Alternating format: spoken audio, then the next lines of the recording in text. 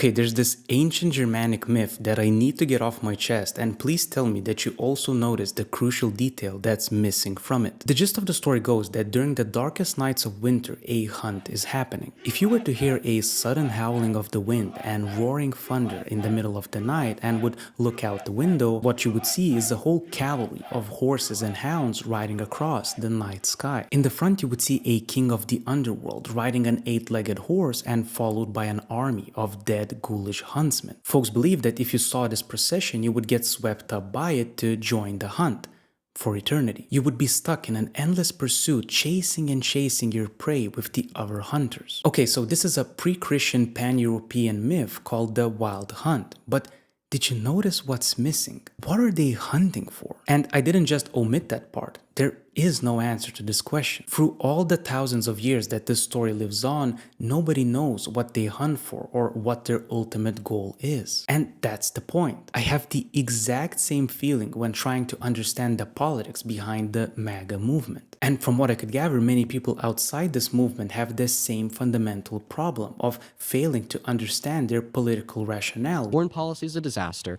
He said he was going to end Russia's invasion of Ukraine on day one. He didn't. He said he was going to bring us closer to our allies. Now they all hate us. Which leads to endless clips of fundamentally the same conversation. You committed financial crimes. Are you pro financial crime? I believe that's because at its core, MAGA isn't actually about politics. It's about the mythology of the Wild Hunt. I'll try to explain. But before I do that, a very big disclaimer. Since I'm not American, I live on the other side of the world and do not have a background in politics, I study and teach psychology. It gives me perhaps a less educated, but also I think a less biased outsider's perspective to this whole situation, because I don't have an emotional investment in the whole discussion. Okay, am I anxious to poke the hornet's nest that's American politics? No, I'm not at all concerned about discussing this highly volatile topic. Let's get started. So what do I mean by mythology? Well, despite the modern connotation that myth equals untrue, mythology is actually an essential part of how we engage with reality. Let's go over to Canva for a second. So there's a brilliant foundational philosophical concept called the fact-value distinction that David Hume formulated, and it's surprisingly easy to understand. Let's take this empty field to be our reality and split it into two. On the one side, there's, well, reality, facts, what is, the objective. For the past few centuries, we've seen a remarkable expansion of our knowledge about this domain thanks to science. But as you can guess, it is not the only part of human reality. On the other side, there's what ought to be, value, ethics, or how to act, classically understood as the subjective. Mythology, or stories in general, live in this domain. They try to encompass reality in terms of what's meaningful or how to act in a meaningful way. A list of facts isn't a story, right? That's fundamentally why stories have heroes and why we unconsciously emulate them. Narratives provide patterns for adaptive behavior. It's a uniquely human compass that allows us to orient ourselves in an infinitely complex reality. Now, what's truly important about this concept is that Hume pointed out you cannot logically derive an ought from an is. There seems to be a border between the domain of facts and the domain of values. Or in other words, knowing information about something isn't enough to allow you to know how to act. The subjective value always sneaks in. So, for example, even if you knew all the details of the president's day and were suddenly put in their shoes,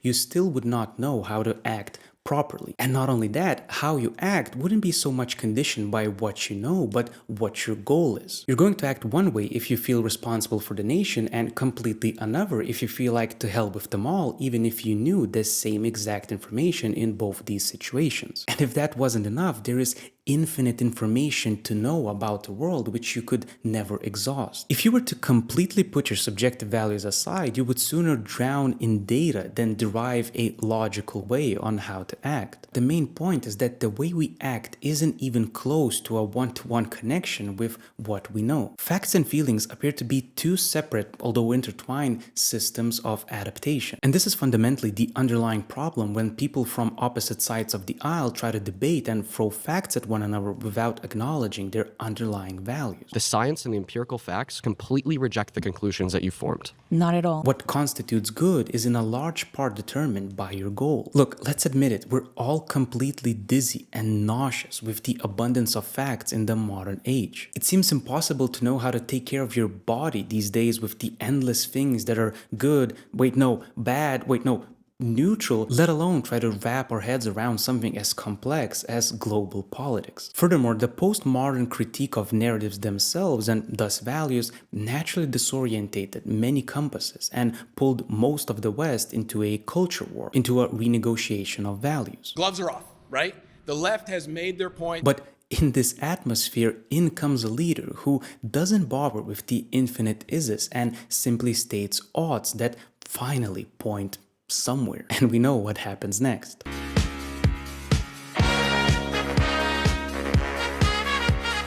Now, mythology is an essential part to any political movement, but what makes MAGA interesting is the extent and boldness with which it relies on it. Have secure borders, who will not let criminals... Usually movements try to veil themselves in some sort of logic, but at least as an outsider looking in, MAGA doesn't seem to even bother with a policy rationale. To their credit, they very openly state their reactionary values and in plain view thrive on an anti-position. Trump being anti-constitution, I don't really care, to be quite frankly. Okay. Because in regards... And I think this honesty of intention is what shocked the system. By providing many people with a clear, simple story that promises a return to the good old days and constantly finding enemies to chase, giving direction, MAGA provides an immense relief of tension. Whatever facts or logic you throw at the followers of this movement, arguing with all might that this or that doesn't work, it falls on completely deaf ears. Women are biologically designed to deal with stress and pain better than men because they have thicker dendrites in their brains. And that's because, for example, the fact of smoking can do whatever it wants to me. If dragging a cig is the only 5 minutes of relief I get in my miserable days, I'm going to smoke up. The mistake is making the conclusion that others must be stupid.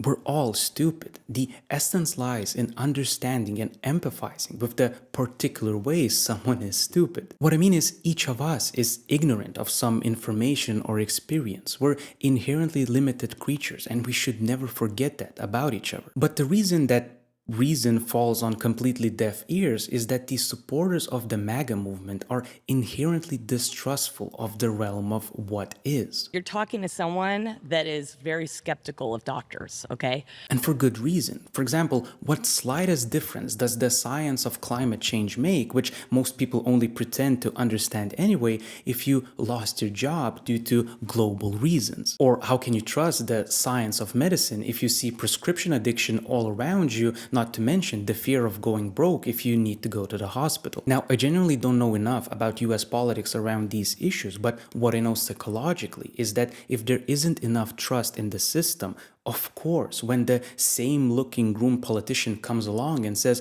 oh, we just need another system, you won't have any faith in that. As I alluded to before, this is the exact gap that Trump fills. He doesn't bother with endless facts and simply takes an anti-position. Let's ride, he says, just like the Wild Hunt. The individual is relieved of this horrible tension and can now justifiably, because they're part of a movement and not just free-falling through chaos, channel it outside. Many of us literally go jogging to deal with tension. Why should it be any different psychologically? Anyway, that's why it's always the immigrants or criminals or liberals or NATO or Iran. It doesn't matter. What matters is the chase and the story. And the story is that America had it all. And if it simply weren't for those damn parasites or outsiders, they would still be living in a golden age. So let's ride and hunt for these terrorists, whoever they may be. In the end, it's only about the hunt itself and not a real target. But finally, let's return to the Wild Hunt myth and deconstruct its symbolism. The leader of the hunt was commonly some sort of king of the underworld. Well, if taken psychologically, we can simply translate the underworld into the anti-world. They ride in the night as opposed to day, not because they're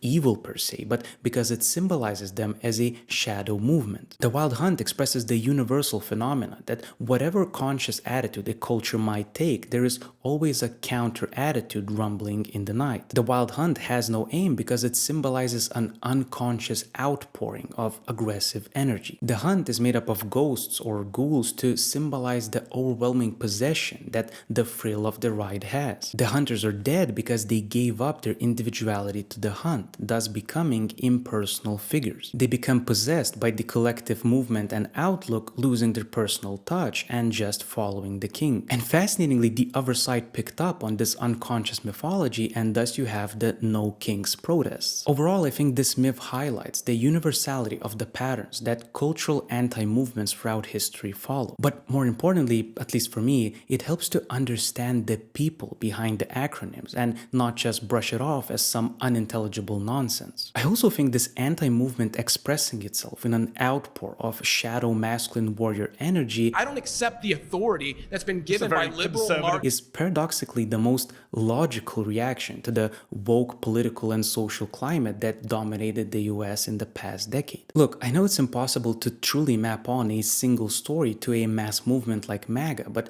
my intention was to draw back the curtain behind the politics of it all. And I could do the same for most of the political zeitgeist movements in history. As the cliche goes, facts don't care about your feelings, but the same applies for the other way around. If we hyper-focus on the what is side of reality, we will never be able to communicate properly for the reasons I discussed. Rather, I think we should try to understand the oughts that each of us holds, or at least try to negotiate on the same meta ground, which is that we all inescapably value something or other. Okay, that's all. See you next time.